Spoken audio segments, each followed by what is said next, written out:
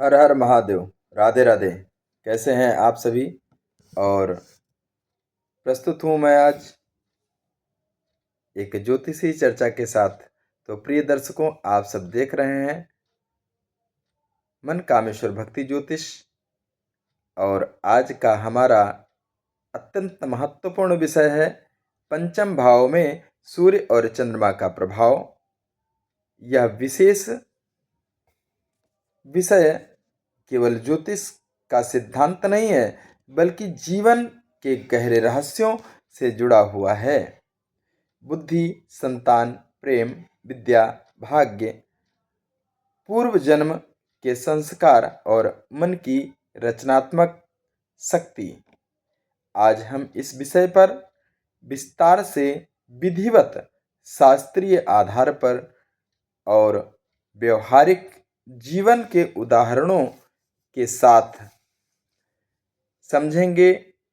साथ ही जानेंगे कि यदि सूर्य और चंद्रमा पंचम भाव में हो तो किस प्रकार जीवन बदलता है और क्या शुभ और क्या अशुभ फल मिलते हैं और कौन सा उपाय करना चाहिए जिससे हमारा जीवन सफल हो और हम अपने जीवन में उन्नति कर सकें। चर्चा को प्रारंभ करने से पहले आपसे विनम्र निवेदन है, कृपया चैनल को लाइक करें, सब्सक्राइब करें, शेयर करें, ताकि और सभी लोगों को भी ज्योतिष का संपूर्ण लाभ प्राप्त हो सके और आपको भी अगला आने वाला वीडियो सर्वप्रथम प्राप्त हो। तो पंचम भाव का मूल अर्थ क्या है, इसको जानना पहले बहुत ज़रूरी है, क्योंकि चर्चा में आगे बढ़ने से पहले हम पहले समझेंगे कि आखिर पंचम भाव है क्या। तो पंचम भाव ज्योतिष शास्त्र में लक्ष्मी स्थान है और यह त्रिकोण भाव है और अत्यंत शुभ माना जाता है। पंचम भाव से हम जान सकते हैं संतान सुख, विद्या और शिक्षा, बुद्धि और विवेक, रचनात्मकता, प्रेम संबंध और मंत्र सिद्धि, पूर्व जन्म का पुण्य, शेयर मार्केट, सट्टा, जोखिम निवेश, राजनीति में लोकप्रियता। यह भाव मन की रचनात्मक ऊर्जा और आत्मा की भी अभिव्यक्ति को दर्शाता है। अब हम जानेंगे पंचम भाव में सूर्य का प्रभाव। तो सर्वप्रथम सूर्य का प्रभाव जानना है। तो सूर्य क्या है? सूर्य आत्मा है, पिता है, आत्मविश्वास है, नेतृत्व है और प्रतिष्ठा का कारक है। जब सूर्य पंचम भाव में हो तो बुद्धि और आत्मविश्वास, यानी ऐसे जातक तेज बुद्धि वाला, आत्मविश्वासी और नेतृत्व क्षमता से भरपूर होता है। उसे मंच पर बोलने में संकोच नहीं होता। शिक्षा में प्रभाव की बात करें तो यदि सूर्य शुभ हो, स्थिति अच्छी हो, उच्च का हो, मित्र राशि में हो, तो जातक प्रशासन, राजनीति और सरकारी क्षेत्र या शिक्षा के क्षेत्र में उच्च पद प्राप्त करता है। संतान पक्ष की अगर बात की जाए तो सूर्य पंचम भाव में होने से पुत्र और पुत्र के होने के योग को दर्शाता है। परंतु यदि सूर्य पाप ग्रह में हो तो संतान सुख में देरी हो सकती है, तनाव भी संभव है। अब हम प्रेम संबंध की अगर बात करें तो प्रेम में अहंकार आ सकता है। जातक चाहता है कि उसकी बात मानी जाए। अब अशुभ सूर्य के परिणाम भी जान लेते हैं क्या होते हैं। तो यदि सूर्य नीच का हो, राहु केतु शनि से पीड़ित हो तो संतान से दूरी, शिक्षा में बाधा, प्रेम संबंधों में टूटन और घमंड के कारण संबंध खराब होना। तो पंचम भाव में अब चंद्रमा के प्रभाव को भी जानना बहुत ज़रूरी है, क्योंकि दोनों ग्रह एक साथ उपस्थित हैं।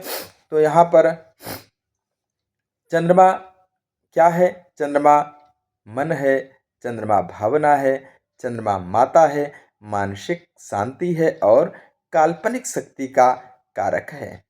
जब चंद्रमा पंचम भाव में हो तो अत्यंत रचनात्मक मन, यानी ऐसा व्यक्ति कल्पनाशील और कल्पनात्मक और भावुक होता है।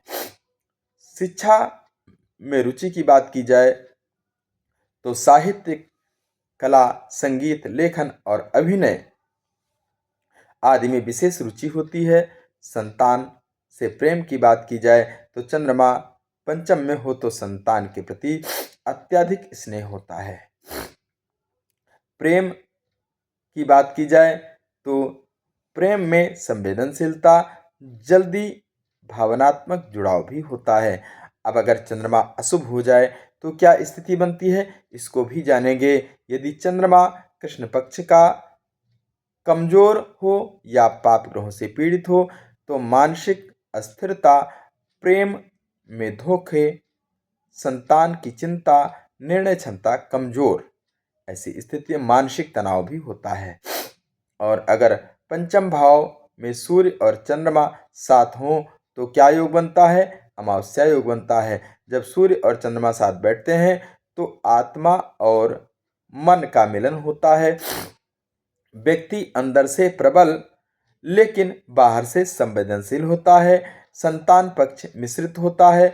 सभी अत्यधिक आत्मविश्वास, कभी भावुक और कभी आत्मबल मजबूत। तो ऐसी स्थिति में यदि शुभ दृष्टि हो तो व्यक्ति प्रसिद्धि पा सकता है, और अगर अशुभ दृष्टि हो तो अपमान के भी चांस बनते हैं। अब राशि अनुसार प्रभाव को जानते हैं। संक्षेप में क्या स्थिति होती है तो मेष राशि में सूर्य चंद्रमा तेज बुद्धि, नेतृत्व क्षमता, संतान उग्र स्वभाव की होती है।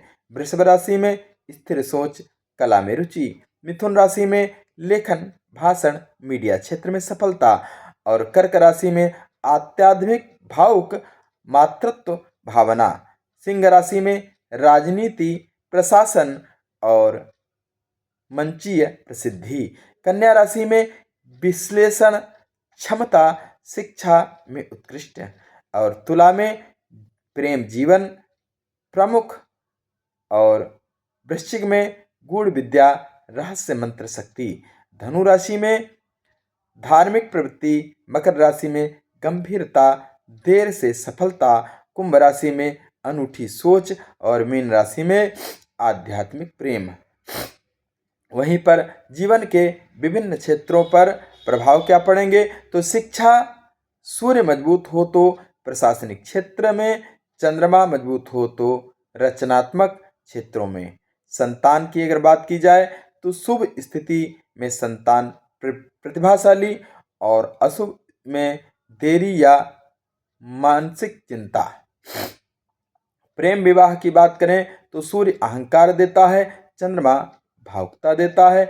आर्थिक स्थिति की बात की जाए तो पंचम भाव सट्टा निवेश का भी है, समझदारी जरूरी है। अब हम विशेष योग क्या है उसको भी जानेंगे। तो बुध साथ हो तो बुद्धि अत्यंत प्रखर, गुरु साथ हो तो भाग्य खुलता है, शनि दृष्टि दे रहा हो तो देरी कराता है, राहु हो तो प्रेम में भ्रम होता है। अब उपाय क्या है? बहुत ही महत्वपूर्ण है। क्या उपाय करें जिससे कि सब कुछ ठीक हो? कौन से ऐसे उपाय किए जाएं तो प्रतिदिन प्रातःकाल भगवान सूर्य नारायण को जल अर्पित करें। ये सूर्य के उपाय बता रहा हूँ सर्वप्रथम। और आदित्य हृदय स्तोत्र का पाठ करें। रविवार को गुड़ और गेहूं का दान करें और अपने पिता का सम्मान करें। प्रतिदिन प्रणाम करें। और चंद्रमा के उपाय क्या है? सोमवार को शिव जी की पूजा करें, चावल और दूध का दान करें, माता की सेवा करें। ओम सोम सोमाय नमः 108 बार जप अवश्य करें। पंचम पंचम भाव पूर्व जन्म का पुण्य है। यदि सूर्य चंद्रमा यहाँ हो तो यह संकेत है कि व्यक्ति ने पूर्व जन्म में नेतृत्व या आध्यात्मिक कर्म जरूर किए हैं। तो पंचम भाव में सूर्य और चंद्रमा जीवन को अत्यंत प्रभावशाली बना सकते हैं। यदि शुभ हो तो व्यक्ति बुद्धिमान, प्रसिद्धि, संतानवान और रचनात्मक होता है। यदि अशुभ हो तो अहंकार, मानसिक अस्थिरता और प्रेम में कष्ट दे सकता है। यदि आपकी कुंडली में पंचम भाव में सूर्य और चंद्रमा है तो घबराने की आवश्यकता नहीं है। सही मार्गदर्शन और उचित उपाय से जीवन को संतुलित किया जा सकता है। तो परेशान ना हो, उपाय करें। जो उपाय बताए गए हैं आपको लाभ मिलेगा। अगर आप अपनी कुंडली दिखाना चाहते हैं तो आप हमसे कनेक्ट कर सकते हैं और अपनी कुंडली दिखा सकते हैं। इसी के साथ राधे राधे। अगर अभी तक आपने हमारे चैनल को सब्सक्राइब नहीं किया है तो प्लीज़ ज़रूर करें और शेयर भी ज़रूर करें ताकि अगला वीडियो सर्वप्रथम आपको प्राप्त हो। राधे राधे। आप सभी का दिन शुभ हो, मंगल हो और खूब प्रसन्न रहें।